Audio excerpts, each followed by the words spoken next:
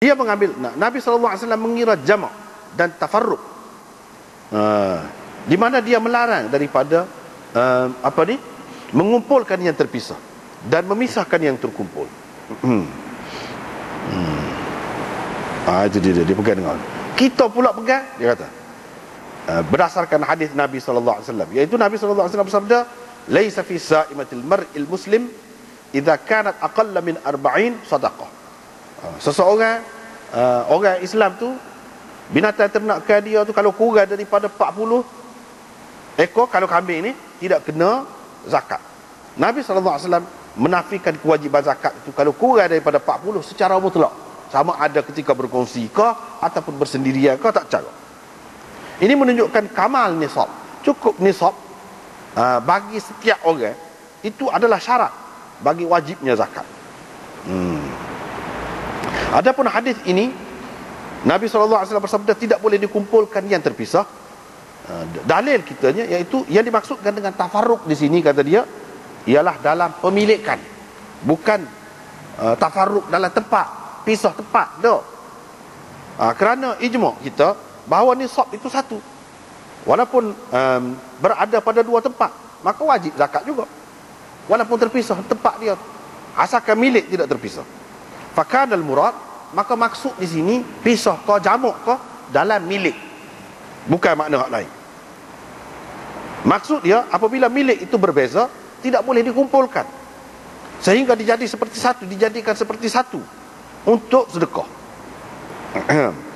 Misalnya 5 ekor unta dikongsi oleh 2 orang, ataupun 30 ekor lembu dikongsi oleh 2 orang, ataupun 40 ekor kambing dikongsi oleh 2 orang, dan sudah cukup haulnya, musaddiq nak ambil sedekah, nak ambil zakat, dengan mengumpulkan 2 milik tadi dan menjadikannya sebagai satu milik, tak boleh buat lagu tu.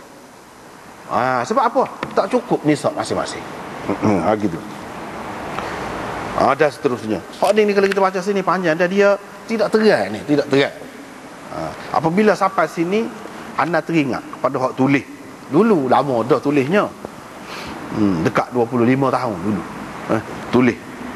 Ni dalam buk ni, Syah Waliullah ni, mazhab fiqh Sayyidina Umar ni, adalah bahas ni.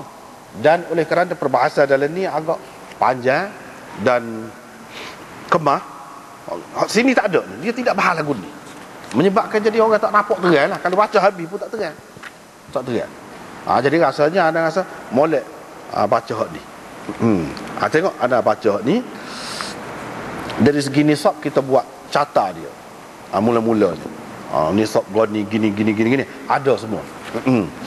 Lepas tu ada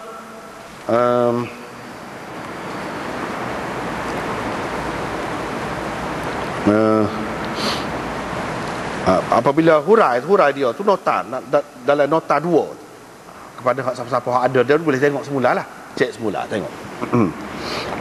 Nota 2, tak apalah, kita tidak nak baca semua, tengok pilih.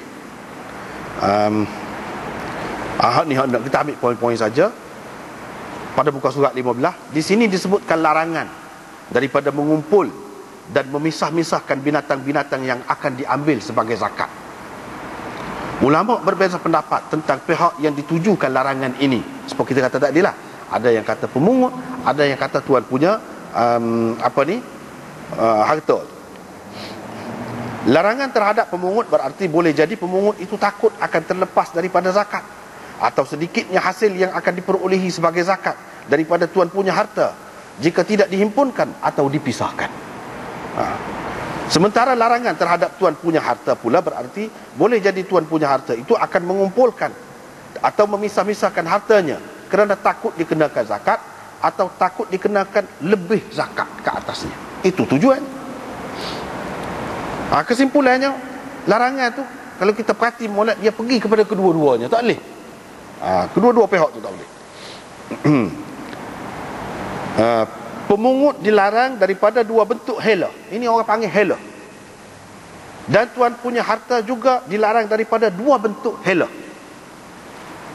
Bentuk pertama yang dilarang kedua-dua pihak daripada melakukannya ialah bentuk jamak, yang ini mengumpulkan. Dan bentuk kedua pula ialah bentuk tafriq, iaitu memisahkan binatang ternakan tadi. Baik, kita tengok contoh helah.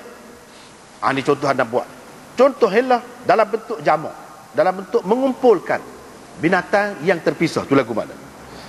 Yang mungkin dilakukan oleh pemungut zakat ialah dengan mengirakan 40 ekor kambing yang dimiliki oleh 2 orang di satu tempat dan telah cukup haulnya sebagai milik seorang sahaja. Padahal milik tiap-tiap seorang daripada mereka itu belum lagi cukup nisabnya. Tujuan pemungut itu pula dengan mengumpulkan milik 2 orang tadi menjadi satu ialah untuk mengambil seekor kambing, kepunyaan mereka sebagai zakat. Jadi inilah yang dimaksudkan dengan larangan yang berbunyi tidak boleh dikumpulkan ternakan yang terpisah. Yang ni orang lain suku Sakak. Kita nak kena seekor tu kita kira 40. Padahal masing-masing milik tu tak cukup 40, tak kena lagi. Dia hanya kira sekali, buat tak nampak duduk setepak tu. Tak boleh lagu tu. Contoh helah dalam bentuk tafriq, dalam bentuk pisah, yang ni oleh pemungut. Yang mungkin dilakukan oleh pemungut pula ialah seperti seseorang memiliki 80 ekor kambing. 40 ekor daripadanya berada di sesuatu tempat dan 40 ekor lagi di tempat yang lain. Sepatutnya pemungut mengambil seekor kambing sahaja daripada orang seperti itu, kerana 80 ekor itu milik orang yang sama walaupun berada di tempat yang berlainan. Kata tadi 40 sampai 120, mungkin rasa je nisab dia seekor aja. Daripada walaupun berada di tempat yang berlainan, tetapi pemungut mengambil daripadanya 2 ekor dengan mengambil kira tempat yang berlainan itu, dan ini tidak diharuskan. Inilah yang dimaksudkan dengan larangan yang berbunyi tidak boleh dipisahkan ternakan yang terkumpul. Kita kena kira sekali, dah hak dia hak sama kena ambil seekor sudahlah. Apa 2 ekor ya dia kira pisah ni sebab dia nak ambil 2 ekor lebih boleh banyak. Jangan tamak lagu tu, tak ada faedah, boleh dosa. Contoh helah dalam bentuk jamak yang mungkin dilakukan oleh tuan punya harta pula, tuan punya kambing pula. Lagu mana? Ialah seperti 80 ekor kambing dimiliki bersama oleh 2 orang. Masing-masing memiliki 40 ekor dan telah pun cukup 1 tahun, cukup haul. Sepatutnya 2 orang yang bersyarikat itu mengeluarkan 2 ekor kambing, iaitu seorang sekor, kerana milik masing-masing telah cukup nisab dan telah cukup pula haulnya. Tetapi mereka menyatakan kepada pihak pemungut sebagai kepunyaan seorang daripada mereka sahaja untuk mengelakkan daripada dikenakan zakat 2 ekor kambing. Kerana jika 80 ekor kambing dimiliki seorang sahaja, zakatnya hanyalah seekor, bukan 2 ekor. Perbuatan ini tidak diharuskan kerana termasuk dalam larangan yang berbunyi tidak boleh dikumpulkan ternakan yang terpisah. Contoh helah dalam bentuk tafriq pula, dalam bentuk pisah pula, yang mungkin dilakukan oleh tuan punya binatang ternakan itu ialah seseorang mempunyai 40 ekor kambing di tempat yang berlainan dan telah pun cukup setahun. Sepatutnya ia mengeluarkan seekor kambing sebagai zakatnya, tetapi ia mengira dan menganggapnya sebagai berasingan supaya tidak dikenakan zakat ke atasnya. Suku. Sedangkan perbuatan yang seperti ini tidak diharuskan, bahkan termasuk di dalam larangan yang berbunyi tidak boleh dipisahkan ternakan yang terkumpul, seperti yang kita dapati dalam tabel. Jadi contoh saat ni, hak bagi saat ni mudah saat ni tu, ini contoh-contoh di atas kita berikan berdasarkan kaedah mazhab Hanafi hak saat ni tu, kerana mazhab beliau lebih mudah difaham dan lebih ringkas dalam bab ini. Keterangan berhubung dengan mazhab lain akan datang. Lepas tu kita sebut di sini. Akan datang tu mana? Sebut. Sebab dalam hadis ni kan disebut lepas pada hak tadi kan, la yajma'u baina muftariqin wa la yufarriqu baina mujtami'in khasyata sadaqah. Lepas tu wa ma kana min khalitain, binatang ternakan kepunyaan 2 orang yang meletakkan binatangnya bersama di sesuatu tempat.